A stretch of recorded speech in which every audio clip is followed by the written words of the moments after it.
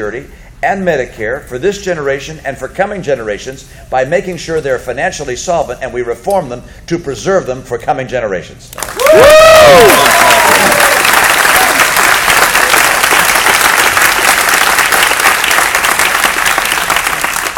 Now, I wrote another note during the speech.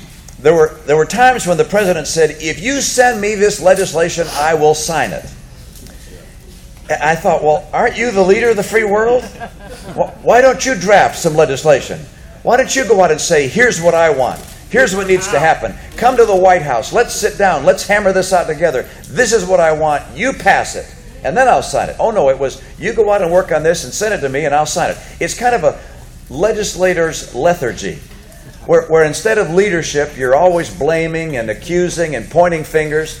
Instead of playing golf, instead of taking action, you're lobbying others instead of acting. It's so different than what you do. The culture of Washington is all about lobbying and blaming and campaigning and saying someone else should do something. The culture of what happens right here with you guys is, if you don't do it, this place loses jobs and loses customers.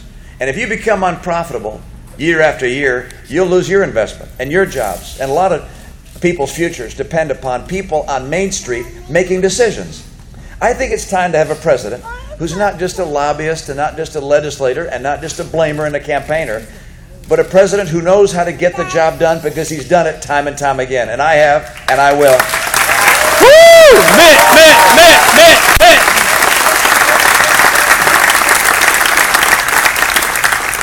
Let me tell you what I will do, what I'll fight for, what I will achieve. I will get our tax rates competitive with other nations, so we're not the highest taxed in the world in enterprises, number one. Number two, I will actually put a hold on all the Obama-era regulations, get rid of those that kill jobs, make sure that our regulatory burden does not make us work at a disadvantage relative to other nations around the world. Number three, I'll take advantage of our energy resources. I will give licenses, drilling permits to the oil and gas folks that are ready to go on lands already approved. Let's start taking advantage of those resources and get America energy secure. Number four, I will crack down on China. I will insist that they are a currency manipulator. Woo! Yeah! I like trade. I like being able to trade with other nations. I like free trade. But free trade, to be protected, means that you have to have all the players play by the rules. And if they don't, you slap their hand and say, if you don't play by the rules, then we won't play with you anymore. And that has to be brought to trade as well. Number five, I'll make sure we end crony capitalism. Yes.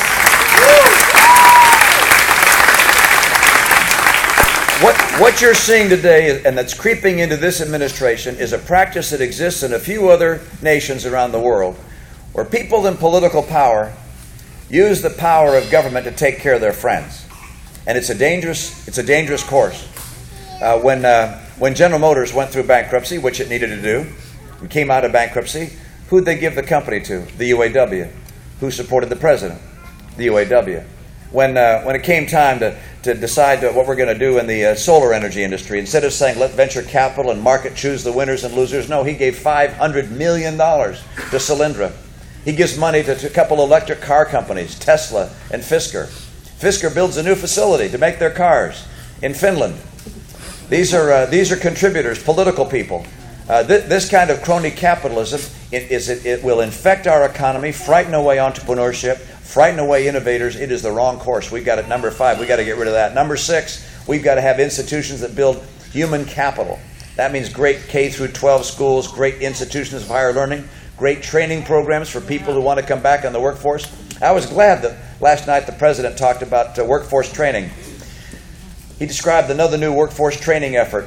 Do you know we have 47 different workforce training programs in Washington now? 47, reporting to 8 different agencies. All this money goes to the bureaucrats and the administrators and the overhead. Let's get all of those 47, collapse them down to one, send them back to the states, and let states run the program.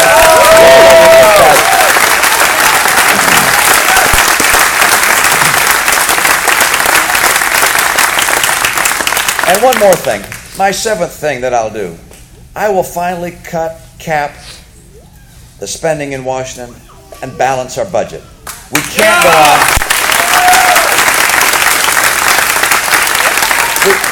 We just can't go on generation after generation spending massively more than we take in. And it's gotten worse under this president than any time in our history before.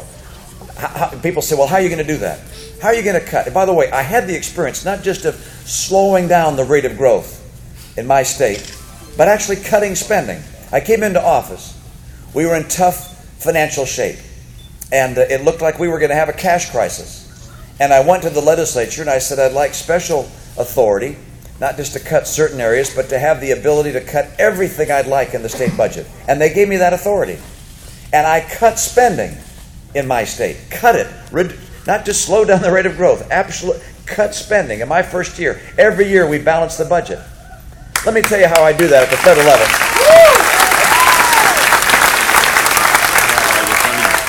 At the federal level, I do this. I take all the programs we have, a lot of them good, a lot that we don't need, and I'd say, is that program so critical to America that it's worth borrowing money from China to pay for it? And if I apply that test, I know I'm going to get rid of some programs.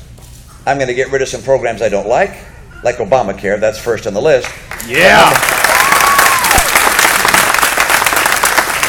But I'll get rid of some programs that we do like. You know, I say to folks, for instance, it's great to have PBS and Big Bird without advertising, but I'm afraid we shouldn't keep on sending hundreds of millions of dollars to PBS. Instead, they should get advertisers like everybody else. Big Bird can survive with Kellogg's Corn Flakes on the TV tube.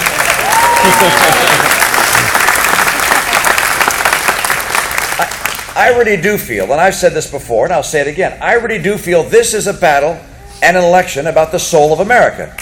This is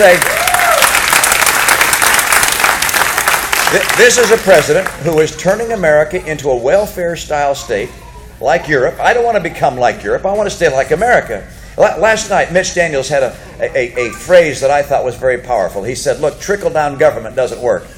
That's what we're seeing under this administration. Bigger and bigger government, saying somehow as government gets bigger and takes more, it'll be good for everybody else. Well, they're wrong. The right course for America is not to head towards Europe and not to become a social welfare state. It's instead to restore the principles that made America the hope of the earth. And those principles...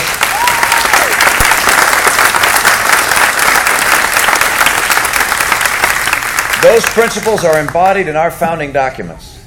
And when the founders said that the Creator had endowed us with certain unalienable rights, among them life and liberty and the pursuit of happiness, they laid out a path for America that was not temporary but enduring.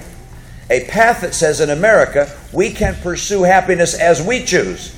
We do not need a government to tell us what kind of car to get. We do not need a government to tell us what kind of light bulb we can have. We do not need a government to tell us what kind of health care we're going to have. We free people get to choose our course in life. That's the nature of America. I want to keep the American ideals and dreams of our past existent and powerful in our present. I will fight to restore those principles. I will get America working again because I know how to get America working again. Now and then people go after me and say, you know, in the past, you've turned around some businesses. You've cut in certain places. Absolutely. If there's ever been some place that needed cutting, it's in Washington. I will take those skills. Woo! Yeah!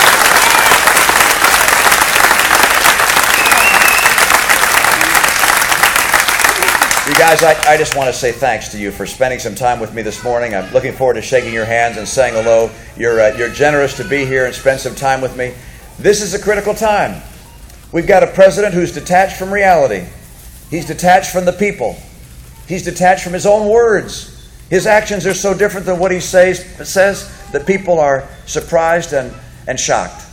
I want to restore to America a president that will tell people exactly the way it is. The way it is right now is troubled. A lot of people are having hard times. I'm going to fix that. I'm going to tell people the truth, and I'm going to make sure that America remains, as it's always been, the hope of the earth. Thank you so much.